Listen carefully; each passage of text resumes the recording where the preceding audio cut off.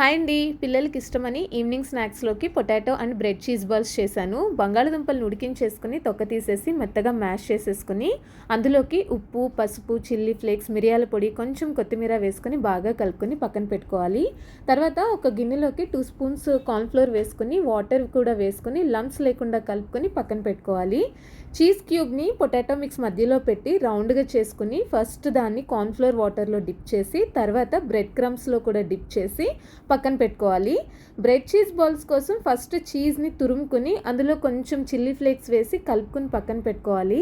బ్రెడ్కి sides అన్నీ cut చేసేసి వాటర్లో డిప్ చేసి వాటర్ మొత్తం పిండేసి అందులో ముందుగా రెడీ చేసుకున్న చీజ్ మిక్స్ని పెట్టి రౌండ్గా చేసుకుని పక్కన పెట్టుకోవాలి. వీటిని ఒక 10 మినిట్స్ 15 మినిట్స్ డీప్లో పెట్టుకుని తర్వాత ఆయిల్లో మీడియం ఫ్లేమ్లో పెట్టుకుని డీప్ ఫ్రై చేసుకుంటే potato and bread cheese balls ready అయిపోతాయి. Please subscribe. Bye by.